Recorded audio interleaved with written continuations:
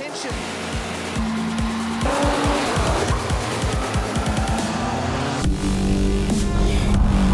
His first ever win for Shelby Power Racing. Checking with Ray Wellington out here at the OTR Super Sprint. Pretty clean getaway for everybody here, Matt, which is G'day guys, it's Myles from Supashock here, and we're back again in the Supashock machine shop. And in this episode, we're going to be showing you just how easy it is to set up your Supashock controlled suspension for the Hyundai Excel Series. We need to emphasize just how important it is to have a level setup pad. As you can see, we've marked out the position of the tires, and we are also using metal shim plates to ensure your surface is perfectly level. It's important to make sure all of your tyres are the same pressure, because otherwise it can throw off your corner weights. We're choosing to set all of our tyres to 30 psi. When we're setting up the car, we've got to make sure it's race ready. So what that means is all your fluids have to be topped up as you would be at the start of a race, and you have to have the same ballast as what your driver weight would be. And it's also important that you have that in the right spot. So obviously the driver's seat, we want to have that center of gravity as it would be in a race. So best way you can do that is obviously with your driver. Alternatively, you can use a dummy, or you can get a bit creative and use parts you have lying around the workshop. Now we know the car's in race prep condition, we can start to look at ride heights. Now we want the front of the car as low as we can, and the regulation height for this series is 100 millimeters from the ground to the cross member. So we want to be as close as we can to that. We're going to choose to run 105 mil just to give ourselves a little bit of tolerance. And once you're familiar with your ride heights, we can start to use the base of the rim to guard as your secondary reference point. What I like to do on my cars is I like to draw an upside down T directly above the center of the hub. So what that means is when we measure the ride height from the bottom of the rim to the cross section of the T, we get a perfect reading every time. It's sharp. But we do have to remember, however, this is a secondary point as a reference. We always want to be referring back to that cross member height if we need a perfect reading. And that's because in this sort of door-to-door racing series, we know that rubbing's a little bit mandatory. So you can get deformation in the guards, and that will sometimes give you an inaccurate reading. So always remember to refer back to that cross member height. Another ride height reference is your control arm pickup points. Now this will give you a good chassis reference left to right. However, as you can see, they're a little bit hard to get to.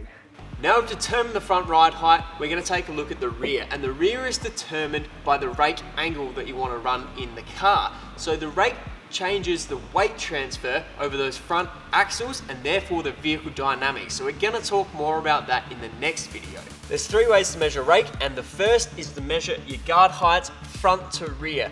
But we've already discussed there's limitations there. Second is to measure your sill heights front to rear. However, there's another limitation there, because more often than not, we're seeing these sill panels being bent over from jacking, and sometimes it's pretty hard to get a good reading. The third method is to use a digital angle gauge on your door jamb. So we use the door jamb because it's far less likely to be damaged. Now, if you don't have a digital angle gauge, what you can use is a phone app. It's not exactly that important how you get your measurements. What is important is consistent methodology through all of your setups. That way, when you go back to your old setups, you'll know what works.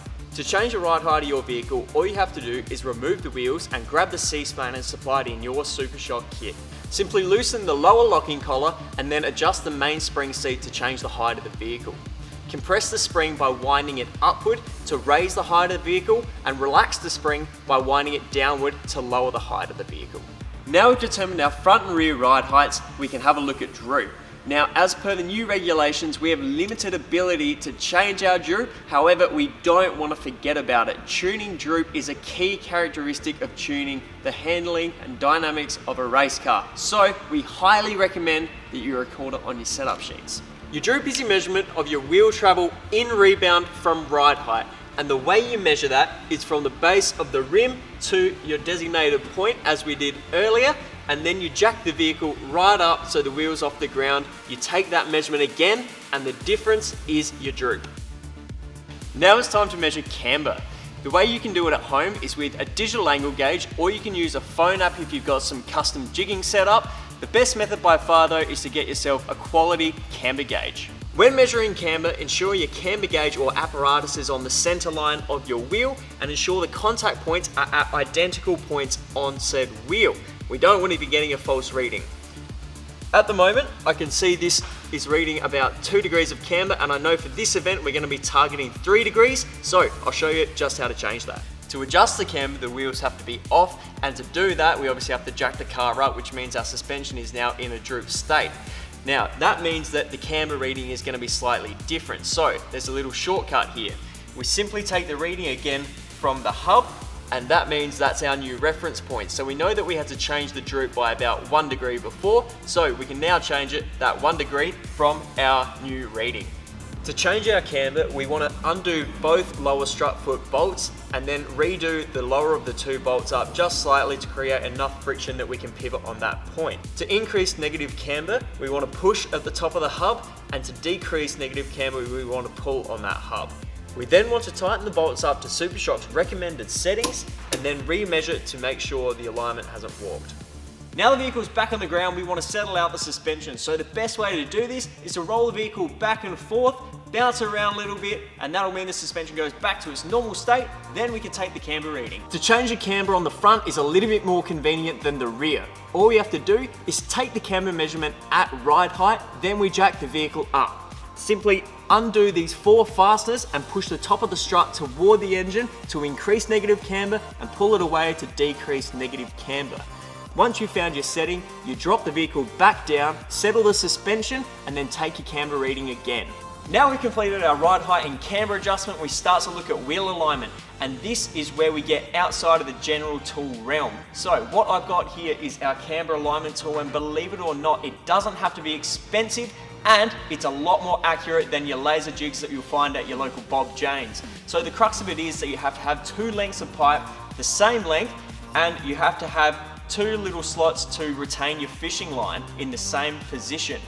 There's plenty of examples of this that you can find both online and in the paddock, so I highly suggest you check them out before proceeding. We then run fishing line between the 2 rods, and it's really important to remember that the lines are the same width apart to make sure they are parallel. We then ensure that the fishing lines or reference lines are central to the vehicle. We do this by measuring the distance between the center of the hubs to the line on both sides and adjusting the rod to suit. We then adjust the rods to ensure that measurement is equal on either side of the car. When measuring toe on the car, we need to make sure that the steering wheel is dead straight, and we need to make sure the reference lines are central to the hub and perfectly parallel to the car. We can then get into measuring the toe. We do this by measuring the leading edge of the rim to the reference line and then the trailing edge of the rim to the reference line. The difference between these numbers is the toe measurement for this corner. To make adjustments to the toe, we change the length of the tie rod. To adjust your tie rod, you need a 21mm spanner to undo the locking nut on the outboard side of your tie rod, and then you need a 13mm spanner to turn the tie rod itself. You can make it a little easier on yourself if you've got a friend to help you measure the change as you adjust it.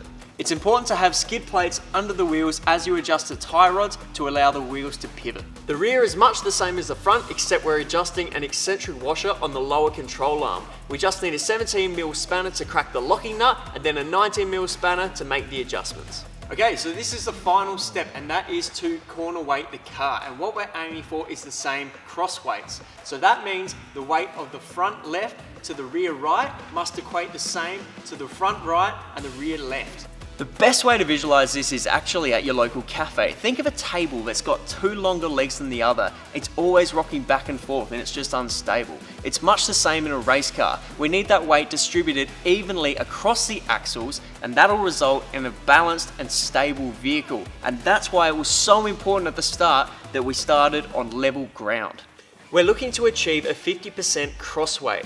So what we need to do if you don't have that figure is adjust the spring preload, and we go back to that analogy of the table legs. Any leg that needs more weight on it is the same as the strut that needs more spring preload. So we do that by winding the spring perch up. I find it easy to adjust the rear because we've got a bit of a hot tip here. You can actually get your hand in through the guard and get to the spring seat without taking the wheel off.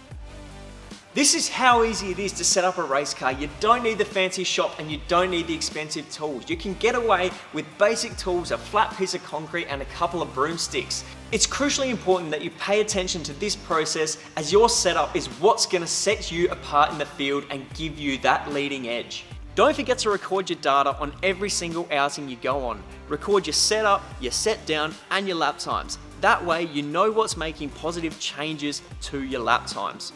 We've made a template on the Supashock website which you can download. Thank you very much for joining us, and I will see you in the next episode.